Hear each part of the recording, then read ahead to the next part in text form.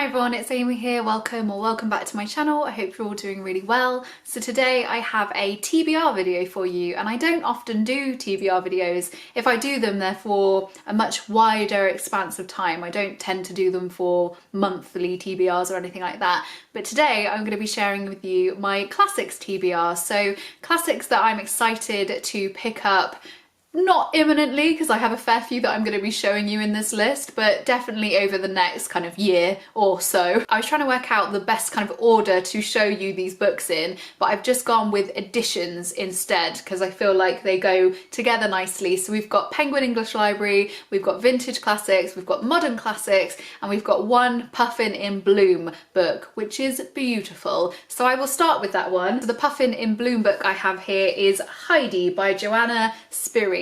This is the last Puffin in Bloom book that I have to read. I've owned them for years and this is the last one that I've got to go. So I'm actually really looking forward to reading this one. And I actually don't know anything about the story other than the fact that there's probably someone called Heidi in it. And I think potentially they're in some kind of Swiss or Scandinavian type place. I actually really like not knowing much about this book. I did the same with Anne of Green Gables. I didn't really know anything about that book beforehand and I ended up absolutely adoring it. So I think it's nice sometimes to have a completely blank slate, not knowing where you're going before you go in and then experiencing it all for yourself.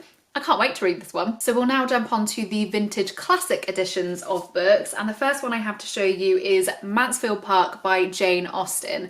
This is actually the last Jane Austen novel that I have to read, which I'm feeling a bit sad about, to be honest, because I feel like I've been on a full Jane Austen journey over the years, probably reading like one a year. And so now to have got to the final one, it does make me feel a bit sad, so I might just have to start rereading them all again. Again, this is one that I haven't looked too much into because I do quite like being surprised by the plot lines of Jane Austen's books. I think she has a brilliant way of weaving stories and characters and everything that she shares, and so I'm happy to go into this one blind as well. The second vintage classic book I have here is Orlando by Virginia Woolf. This one I hauled recently. It's quite a short one as well. I'm actually quite looking forward to picking this one up. Sounds like it could be quite a wacky novel, and I feel like Virginia Woolf is a little bit like that at times. Like, I tried to read The Waves a few years ago and didn't really get along with it, so I'll be interested to see if I get along with this one. It starts out following Orlando, who is a young man in Queen Elizabeth's court, and then by the end you are in kind of modern day and Orlando is a 36-year-old woman.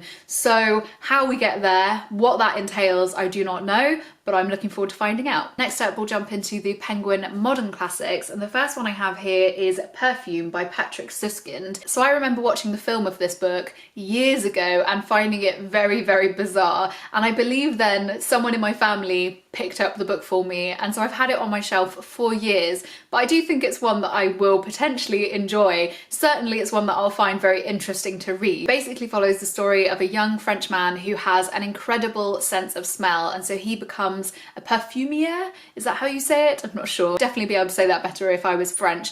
Basically, he makes perfumes. He is trying to capture the most perfect perfume and the most perfect smell in all the world, and his idea of what that perfect smell is a innocent young virgin. And so you can understand why I think this book might be a little bit bizarre. We will see what happens. I'm very much looking forward to reading it and giving you my thoughts. The next modern classic I have is The Well of Loneliness by Radcliffe Hall. This one is a piece of lesbian fiction first published in 1928, and I believe when it was first published it caused a lot of ruckus. It basically follows the story of a young woman whose father wanted a son, named her Stephen, and she knows that she doesn't fit in, she's not conforming to what expectations are being put on her. Then she discovers that she is attracted to women, so she is trying to just live life how she wants to, but obviously there are going to be a lot of problems that she encounters. This is so intriguing to me. I love finding books that caused a lot of like chaos at the time when they were published, because they were seen to be like absolutely out there and obscene and all that kind of stuff. Like, people really took against things like this being published. So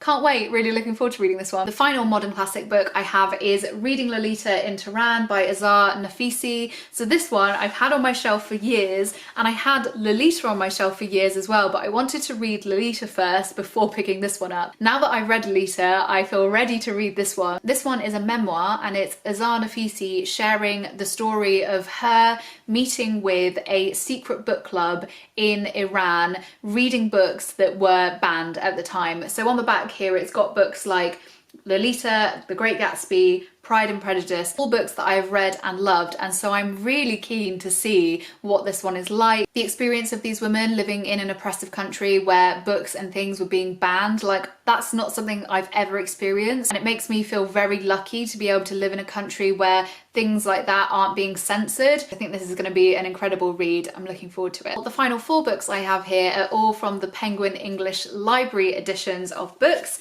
and the first one I have here is North and South by Elizabeth Gaskell. This one has been recommended to me so many times and I've recently hauled it. There's not much on the back of this one, so I don't know a lot about it, but it looks to me that it follows a young woman who really knows her own mind, who wants to fight for justice and is on a journey in discovering herself and her own mind and how that is placed in the world. So looks like it's going to be a really good one. Looking forward to sharing my thoughts with you once I've read it. Next we have A Handful of Dust by Evelyn Waugh. I've never read anything from this author before, so I'm really hoping it's going to be a good first book to start with, because I know that they have quite a few books out there. From the back it looks like it follows a lady, Brenda Last, and her husband Tony, who don't seem to be having a great time in their relationship. Their marriage doesn't seem very happy, and she starts an affair with a young socialite, and that then starts the disintegration of their marriage. It does say though that it's a dazzling comedy, so I'll be interested to see whether that comes through, whether I do find it amusing. It's a very short one and I'm very much looking forward to reading it soon, so I think I will be picking it up in the next few months. Next we have A Tale of Two Cities by Charles Dickens.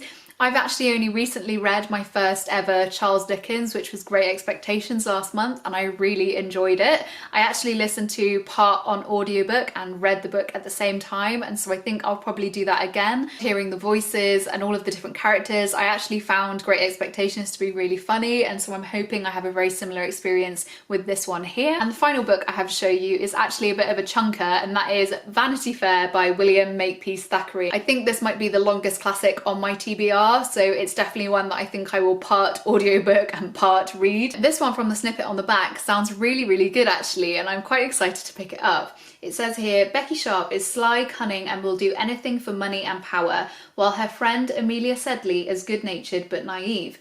In this scandalous tale of murder, wealth, and social climbing, the two women's fortunes cross as they search for love and success across 19th century Europe in the Napoleonic Wars. That to me sounds incredibly intriguing. I love a classic with a bit of murder in, so I think this is going to be a good one. So there we are, those are all the classics that are on my TBR at the moment. I would love to hear down below, have you read any of these? What books are on your TBR? Come and have a chat with me.